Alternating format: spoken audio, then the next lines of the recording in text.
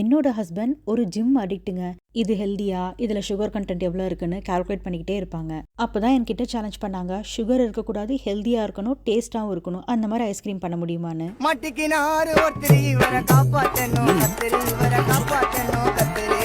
அது எப்படிங்க challenge accept பண்ணாமல் இருக்க முடியும்? வெறும் 4 to 5 இன்க்ரீடியன்ஸ் வச்சு செம்ம ஹெல்தியான, அதே சமயம் பயங்கர க்ரீமியாக, அதே சமயம் டேஸ்ட்லையும் எந்த காம்ப்ரமைஸும் இல்லாத ஒரு ஐஸ்கிரீம். ஈவன் டயட்டில் இருக்கவங்க கூட தாராளமாக சாப்பிடலாம். வாங்க எப்படி செய்கிறதுன்னு பார்ப்போம். 10 போல் முந்திரி பருப்பு எடுத்துக்கோங்க.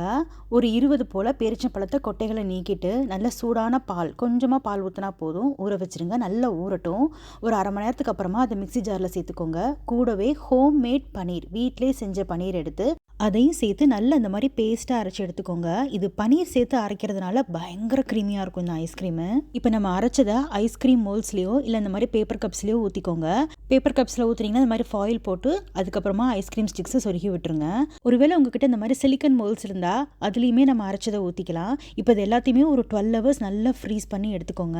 ஒருவேளை இந்த ரெசிபிக்கு உங்ககிட்ட பன்னீர் இல்லைன்னா பாலை நல்லா காய்ச்சிட்டு அதில் கொஞ்சமாக லெமன் ஜூஸ் ஊற்றுனீங்கன்னா பால் தெரிஞ்சு வரும். அந்த தெரிஞ்சு வந்ததை மட்டும் வடிச்சு எடுத்து ஹோம்மேட் பன்னீர் ரெடி.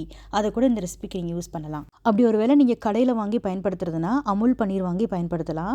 அது கொஞ்சம் நேரம் சுடுதண்ணியில் வச்சுட்டு அதுக்கப்புறமா தண்ணி இருத்துட்டு பயன்படுத்தலாம். ஒருவேளை இந்த ஐஸ்கிரீம் நீங்கள் குழந்தைங்களுக்காக செய்கிறீங்கன்னா இனிப்பு கொஞ்சம் பத்தாத மாதிரி இருக்கும்.